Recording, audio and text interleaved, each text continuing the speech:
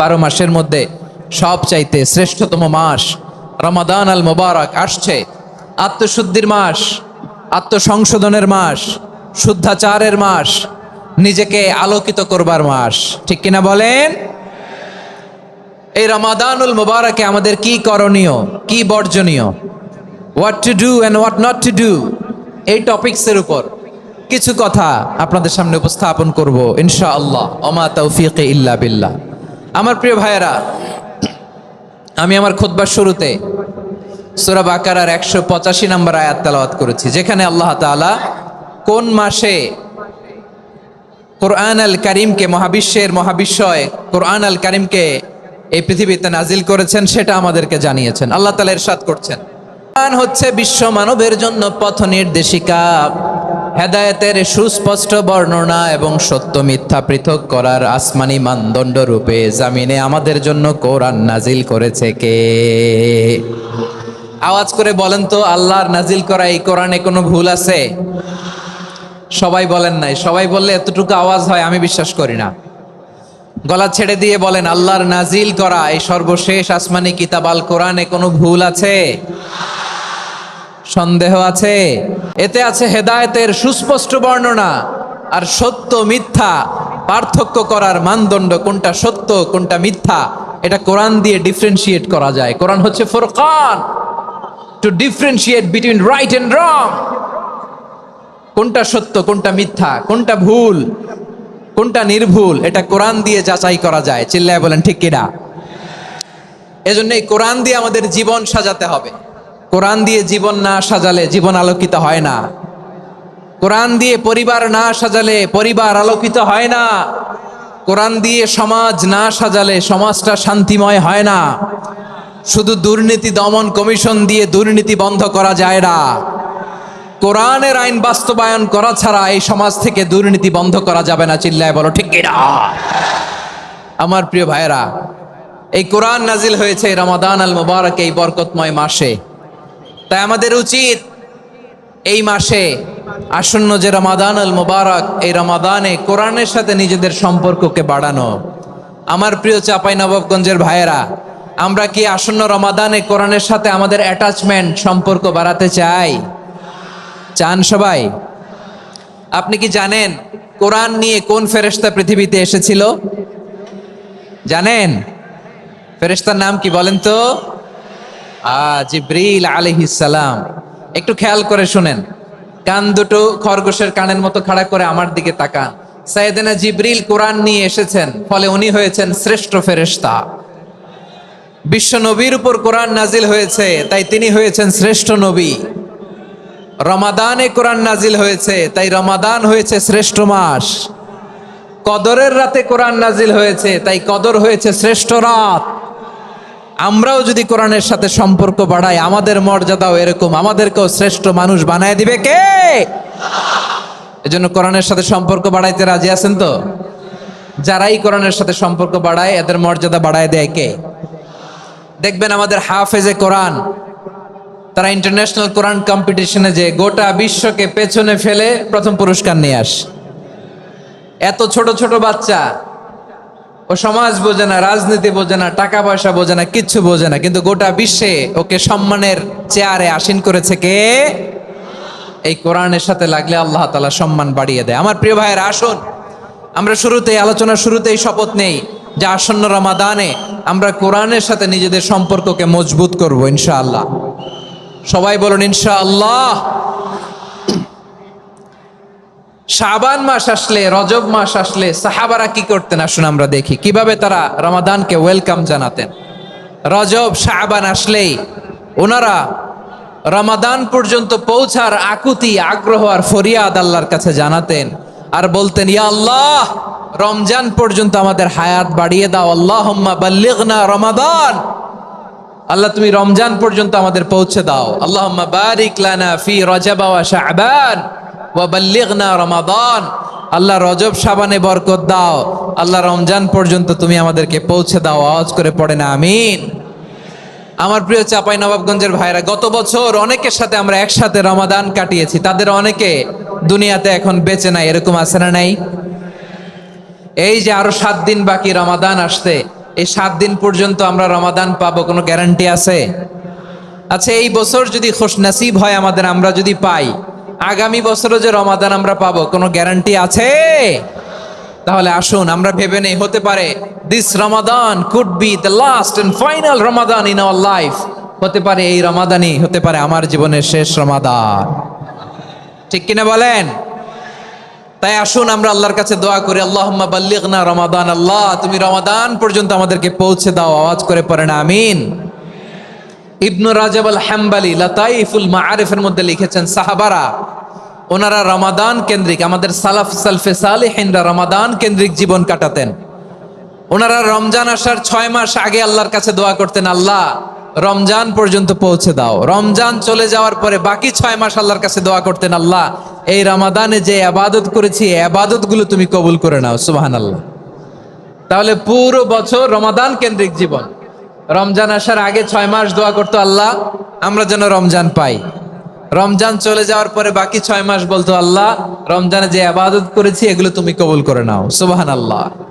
আবার এই শাবান মাসে আল্লাহর হাবিব সাল্লাল্লাহু আলাইহি ওয়াসাল্লাম সবচেয়ে বেশি রোজা রাখতেন। কানা ইয়াসুমু শাবানা কুল্লাহ, সবচেয়ে বেশি রোজা রাখতেন শাবান মাসে। ওয়া কানা ইয়াসুমু শাবানা ইল্লা কালিলা, শাবানের অল্প কয়েকদিন ছাড়া পুরো শাবানটাই বিশ্বনবী রোজা রাখতেন। সুবহানাল্লাহ পড়েন। এই শাবানে আপনারা রোজা রাখছেন তো? রাখছেন?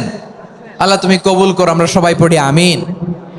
মাইকের সাউন্ডটা একটু উইক মনে হচ্ছে, একটু স্ট্রং করতে হবে সামান্য। মাইক অপারেটর যিনি আছেন একটু স্ট্রং করবেন, আমার শাউট করে কথা বলা লাগতেছে, একটু স্ট্রং করবেন মেহেরবানি করে। মাইকের সাউন্ডটা একটু স্ট্রং করবেন। প্রিয় ভাইয়েরা, এই শাবান শেষে আমাদের মধ্যে আগমন করবে রমাদান, এবং এই রমাদানুল মুবারক আল্লাহ তাআলা আমাদের জন্য সিয়াম ফরজ করেছেন। কি ফরজ করেছেন? তিনি সূরাতুল বাকারার 183 নম্বর আয়াতে ইরশাদ করছেন, রাব্বুল আলামিন বলেন, ইয়া আইয়ুহাল্লাযীনা আমানু কুতিবা আলাইকুমুস সিয়ামু কামা কুতিবা আলাল্লাযীনা মিন ক্বাবলিকুম লাআল্লাকুম তাত্তাকুন। আল্লাহ বলেন, ও বিশ্বাসীরা শোনো শোনো, তোমাদের জন্য সিয়ামকে ফরজ করা হয়েছে, ঠিক যেমন ভাবে তোমাদের পূর্ববর্তী উম্মতদের উপরও সিয়ামকে ফরজ করা হয়েছিল, লাআল্লাকুম তাত্তাকুন, যাতে করে তোমরা সবাই মুত্তাকি হতে পারো। সুবহানাল্লাহ বলেন। যাতে করে তোমরা আল্লাহ সচেতন হতে পারো। তাহলে সিয়ামকে, এই সামনে যে রমাদান আসতেছে আমার প্রিয় ভাইয়েরা, এই পুরো রমাদান ব্যাপী সিয়াম সাধন করা, সিয়াম পালন করাকে আমাদের জন্য ফরজ করে দিয়েছে কে? রমাদানের রোজা রাখার নফল নাকি? রমাদানে সিয়াম পালন করা কি নফল? সুন্নাত? তাহলে কি ফরজ? আওয়াজ করে বলেন, রমাদানের রোজা রাখা কি ফরজ? এটা শুধু আমাদের উপরই ফরজ না, আমাদের আগে যত জাতিগোষ্ঠী পৃথিবীতে এসছে সবার উপরে সিয়াম পালনকে ফরজ করেছে কে? সবার উপরে আল্লাহ তাআলা সিয়াম পালনকে ফরজ করেছিলেন। তবে ধরনটা ভিন্ন ছিল, এক এক জাতিগোষ্ঠীর জন্য এক এক ধরনের ছিল। আমাদের জন্য সিয়াম ফরজ টানা 1 মাস 30 দিন বা 29 দিন। কোন কোন উম্মতের উপর 30 দিন না, মাত্র 3টা রোজা ফরজ ছিল। কয়টা? আওয়াজ করে বলেন। আপনাদের কি মনোযোগ আছে না গেছে? মনোযোগ আছে? তাকবীর পড়েন তো, লিল্লাহে তাকবীর। আমাদের 1 মাস সিয়াম ফরজ। পূর্ববর্তী অনেক উম্মতের উপর 1 মাস ছিল না, 3টা ফরজ ছিল। কয়টা? প্রতি মাসের 13, 14, 15 ফরজ ছিল তাদের জন্য। কারো জন্য শুধু একটা, আশুরার রোজা। কোন কোন উম্মতের জন্য 10টা। কোন কোন উম্মতের জন্য রোজা ফরজ ছিল মৌনতার রোজা, আরবিতে বলে সওমুল ইনসাত, মানে সারাদিন খেতে পারবে, পান করতে পারবে, স্ত্রীর সাথে মেলামেশা করতে পারবে, কিন্তু কথা বলতে পারবে না। কথা বললেই তাদের রোজা ভেঙে যেতে। পড়েন সুবহানাল্লাহ। কি অদ্ভুত ব্যাপার! মৌন সম্মতির রোজা। যেমনটি সাইয়্যিদাতুনা মারিয়াম আলাইহাস সালাম বলেছেন, ইন্নী নাযারতু লির-রাহমানি সাওমা ফালান উকাল্লিমাল ইয়াওমা ইনসিয়া। তিনি বলেছেন, আজকে আমি রহমানের জন্য, মানে আল্লাহর জন্য রোজা মানত করেছি, আজকে আমি কারোর সাথে কথা বলতে পারবো না। তো রোজা রাখলে কথা বলতে পারবে না কেন? কারণ ওই শরীয়তে রোজার বিধান ছিল সকাল থেকে সন্ধ্যা খেতে পারবেন, পান করতে পারবেন, কিন্তু কথা বলতে পারবেন না। কথা বললেই রোজা ভেঙে যেত। সুবহানাল্লাহ বলেন। তাহলে সব জাতিগোষ্ঠীর উপরে রোজা ফরজ ছিল, কিন্তু ধরনটা ভিন্ন ছিল। মজার ব্যাপার হচ্ছে আপনি বর্তমানেও বিভিন্ন ধর্মের দিকে তাকান, বৌদ্ধ ধর্ম, হিন্দু ধর্ম, খ্রিস্ট ধর্ম, তাদের মধ্যেও রোজা আছে। ইংরেজরা, খ্রিস্টানরা এটাকে বলে ফাস্টিং। কি বলে? ফাস্টিং। আমাদের হিন্দু ভাইয়েরা বলে উপবাস। তারা কি বলে? উপবাস। আবার এখন আন্দোলনেরও একটা মাধ্যম হয়েছে এটা, না খেয়ে থাকা, এটারে বলে অনশন। এটারে কি বলে? অনশন ধর্মঘট। মানে আমাদের দাবি না মানলে আমরা খাবো না, রোজা রাখলাম।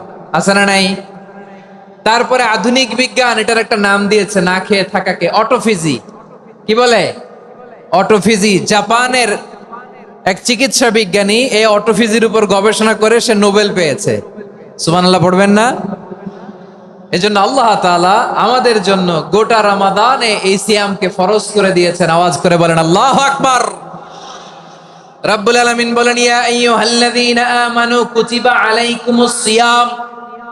সিয়ামকে তোমাদের উপরে ফরজ করা হয়েছে, কামা কুতিবা আলাল্লাযীনা মিন ক্বাবলিকুম, যেমনি তোমাদের পূর্ববর্তীদের উপর রোজা ফরজ করা হয়েছিল, লাআল্লাকুম তাত্তাকুন, যাতে করে তোমরা আল্লাহ সচেতন হতে পারো, যাতে করে তোমরা মুত্তাকি হতে পারো। লাআল্লাকুম তাত্তাকুন, যাতে করে আমরা আল্লাহ সচেতন হতে পারি, আল্লাহ কনসিয়াসনেস আমাদের মধ্যে গ্রো করে। এটা হচ্ছে রোজার prime objective, the prime objective of সিয়াম। অনেকে জিজ্ঞেস করলে অনেকে বলে রোজার মূল উদ্দেশ্য হচ্ছে না খেয়ে থাকা। না। অনেকে বলে গরিবদের কষ্ট অনুধাবন করা রোজার উদ্দেশ্য। না। রোজার উদ্দেশ্য কি, সিয়াম পালনের উদ্দেশ্য কি, এটা আল্লাহ তাআলা স্পষ্ট এই আয়াতের পেছনে বলেছেন যে লাআল্লাকুম তাত্তাকুন, যাতে করে তোমরা আল্লাহ সচেতন হতে পারো, আল্লাহ ভীতি তোমাদের মধ্যে গ্রো করে, গড কনসিয়াসনেস, আল্লাহ কনসিয়াসনেস, আল্লাহ সচেতনতা যেন বাড়ে, দ্য সেন্স অফ অ্যাকাউন্টেবিলিটি। আল্লাহর সুপ্রিম কোর্টের কাঠগড়া এই দুনিয়াতে আমি যাই করলাম তার সবকিছু যে পাই টু পাই হিসাব দিতে হবে, এই sense, to enhance the sense that what ever we do Allah is watching me.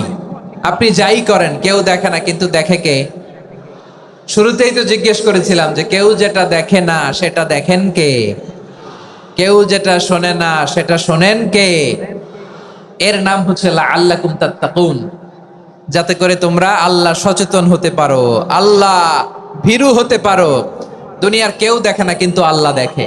এটাই রোজার মূল শিক্ষা। আমার প্রিয় ভাইরা, আপনি লুকিয়ে লুকিয়ে ঘরের ভেতরে অন্যায় করেছেন, পাপ করেছেন, আপনার বাবা দেখে নাই, মা দেখে নাই, স্ত্রী দেখে নাই, কিন্তু দেখেছে কে? আল্লাহর চোখ ফাঁকি দেয়া যায়? আচ্ছা বুঝে থাকলে বলেন তো, সিসি ক্যামেরার চোখ ফাঁকি দেয়া যায় কি যায় না? পুলিশের চোখ, র্যাবের চোখ, বিমানবন্দরে কাস্টমস অফিসারের চোখ, কিন্তু আমার আল্লাহর চোখ? সবাই বলেন আল্লাহর চোখ ফাঁকি দেয়া যায়? এই সেন্সটা নিয়ে আসা নিজের মধ্যে, আমি what ever I do Allah is watching me, যাই করি আল্লাহ দেখে। লাআল্লাকুম তাত্তাকুন। রমাদানের রোজা, ইফতারি, সিয়াম, ইবাদত সব কিছুর মধ্য দিয়ে আপনাকে খেয়াল করতে হবে যে লাআল্লাকুম তাত্তাকুন এই স্ট্যান্ডার্ড এটা অ্যাচিভ হচ্ছে কিনা আমাদের, যাতে করে তোমরা মুত্তাকি হতে পারো, আল্লাহ ভীরু হতে পারো। তাকওয়া, এটা হচ্ছে the essence of Islam. What is তাকওয়া? তাকওয়া মানে কি? তাকওয়ার সংজ্ঞা অনেকে অনেক ভাবে দিয়েছেন। আমি সরাসরি সাহাবাদের কাছ থেকে একটা সংজ্ঞা আপনাদের শোনাচ্ছি। ওমরে ফারুক রাদিয়াল্লাহু তাআলা আনহু উবাই ইবনে কাব রাদিয়াল্লাহু তাআলা আনহুকে জিজ্ঞেস করেছিলেন, ইয়া উবাই মা হুয়া তাকওয়া, হে উবাই তাকওয়া কি? তাকওয়া কাকে বলে?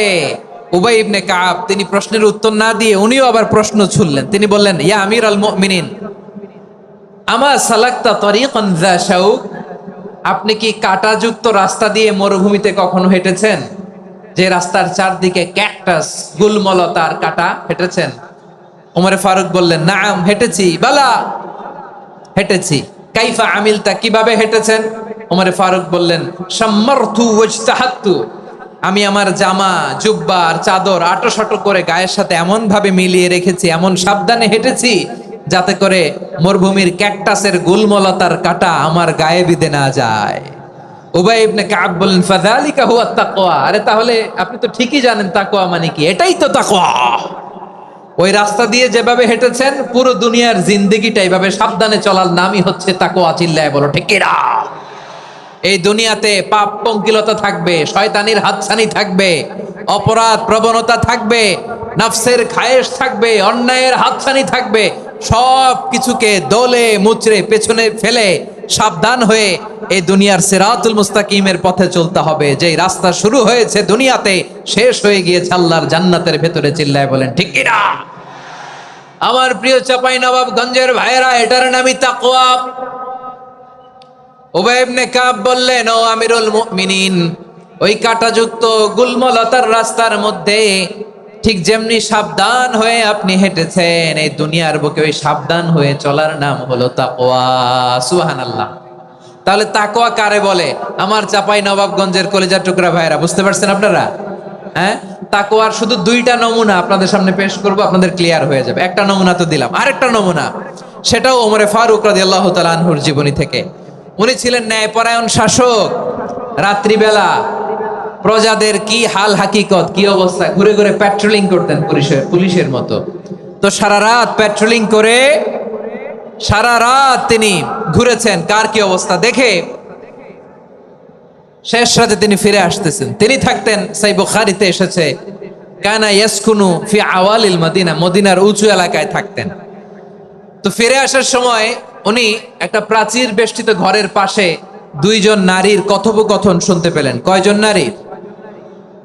দেখি আপনাদের মনোযোগ আছে কিনা, বলেন কয়জন নারীর? একজন বৃদ্ধা, একজন যুবতী। উনি কান লাগিয়ে শুনতে পাচ্ছেন। বৃদ্ধা মা, ওমরে ফারুক কাউকে দেখতে পাচ্ছেন না, শুনতে পাচ্ছেন। বৃদ্ধা মা তার যুবতী মেয়েকে বলে, এই তাড়াতাড়ি ওটের দুধ দহন করে ওটের দুধের সাথে পানি মিশাও, তাইলে কালকে বাজারে মদিনায় বেশি দামে বিক্রি করা যাবে, লাভ হবে অনেক। বৃদ্ধা মহিলা এটা বললেন। যুবতী মেয়ে উত্তরে বলে, মা আপনি জানেন না আমিরুল মুমিনিন খলিফাতুল মুসলিমিন ওমরে ফারুক দুধে পানি মিশানোকে দণ্ডনীয় অপরাধ বলে ঘোষণা দিয়েছে, জানেন না? এবার বৃদ্ধা মহিলা বলে, আরে পাগলি, এই ভোর রাতে আমিরুল মুমিনিন ওমরে ফারুক আসবে কোত্থেকে?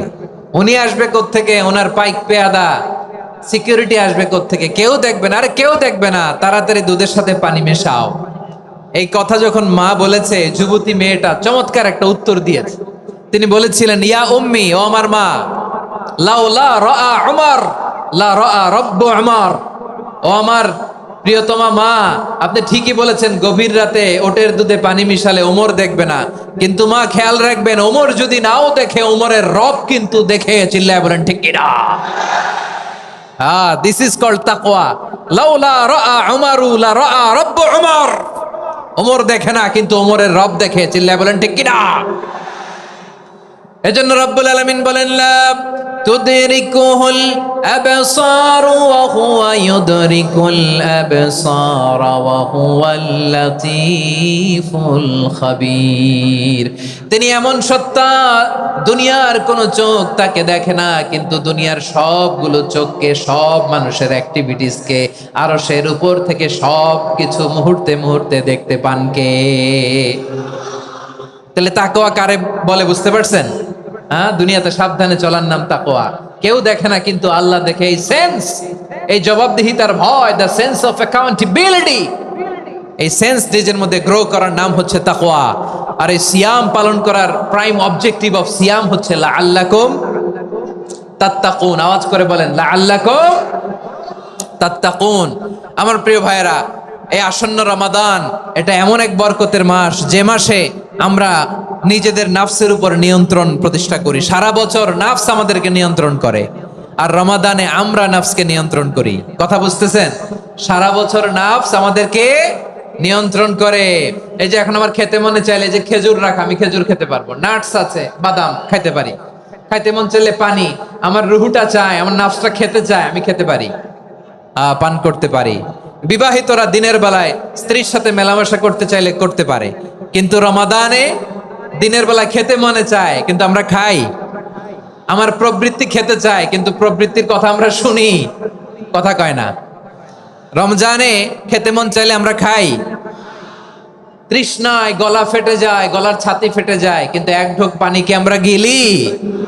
বিবাহিতরা দিনের বেলা স্ত্রীর সাথে কি মেলামেশায় যায়? না। তার মানে সারা বছর নফস আমাদেরকে নিয়ন্ত্রণ করে, আর রমাদানে এই নফসের উপর আমরা নিয়ন্ত্রণ প্রতিষ্ঠা করি। নফসের লাগাম আমরা রমাদানে টেনে ধরে, চিল্লায় বলেন ঠিক কি না? এজন্য আমার প্রিয় ভাইয়েরা, নফসের উপর নিয়ন্ত্রণ নিতে চাইলে রমাদানের রোজার কোনো বিকল্প নাই। এটা এমন মাস যে এই মাসের ফজিলতেরও কোনো শেষ নাই। এই মাসকে বলা হয় দ্য মান্থ অফ হোপ। এটা আশা জাগানিয়া মাস। রমজানের কথা শুনলে আশা জাগে না হৃদয়ে? হ্যাঁ, ইদা জাআ রমাদান ফুতিহাত আবওয়াবুস সামা ওয়া গুল্লিকাত আবওয়াবু জাহান্নাম ওয়া সুফিদাতিশ শায়াতিন। রমাদান আসলে আকাশের দরজাগুলো খুলে দেওয়া হয়, মানে জান্নাতের। জাহান্নামের দরজাগুলোকে লক করে দেওয়া হয়, শয়তানকে চেইন আপ করা হয়। ইবাদত করলে শুধু করতেই মনে চায়, চিল্লায় বলেন না সুবহানাল্লাহ। রমজানে ইবাদতে যেই মজা পাওয়া যায়, সারা বছর অন্য কোনো মাসে এই মজা আপনি পান? আমার চাঁপাইনবাবগঞ্জের ভাইরা আওয়াজ করে বলেন না, রমজানে ইবাদতে যেই মজা অন্য মাসে এটা পান? কারণ রমজানে ইবাদত করলে সওয়াবও বেশি, ইবাদতের একটা পরিবেশ থাকে, ঠিক কিনা বলেন? অন্য মাসে ইবাদত করলে এর সওয়াব পাওয়া যায় গাণিতিক হারে, রমজানে ইবাদত করলে সওয়াব বাড়তে থাকে জ্যামিতিক হারে। সুবহানাল্লাহ কইবেন না? অন্য মাসে সওয়াব বাড়ে গাণিতিক হারে, রমাদানে ইবাদত করলে সওয়াব বাড়ে কিভাবে জ্যামিতিক হারে বাড়ে দেখেন। রমাদানে একটা নফল করলে ফরজের সমান সওয়াব, একটা ফরজ করলে 70 থেকে 700 গুণ সওয়াব। রমজানে ওমরা করলে হজের সমান সওয়াব। সুবহানাল্লাহ নাই? দ্য মান্থ অফ হোপ, আশা জাগানিয়া মাস। এই মাস আমাদেরকে হোপফুল করে, আশাবাদী করে। রমাদান যেমনি দ্য মান্থ অফ হোপ, আশা জাগানিয়া মাস, এট দ্য সেম টাইম এই রমাদান হচ্ছে মান্থ অফ ওয়ার্নিং, একটা ওয়ার্নিং এর মাস। নবী যেমনি আশা জাগাইছে, আবার ওয়ার্নিং দিয়েও গেছে, খবরদার। ওয়ার্নিংটা কেমন? আল্লাহর হাবিব সাল্লাল্লাহু আলাইহি ওয়াসাল্লাম মসজিদে নববীর ভেতরে, হঠাৎ তিনি মসজিদে নববীর মিম্বারে পা রেখে বললেন আমিন। দ্বিতীয় ধাপে পা রেখে বললেন আমিন, তৃতীয় ধাপে পা রেখে বললেন আমিন। সাহাবারা অবাক হয়ে বললেন ইয়া রাসূলুল্লাহ, ইয়া হাবিবাল্লাহ, 3 বার শুধু আমিন আমিন পড়লেন, কেন পড়লেন আমরা কিছু জানি না, আমাদেরকে জানিয়ে দেন কেন আপনি 3 বার আমিন বললেন।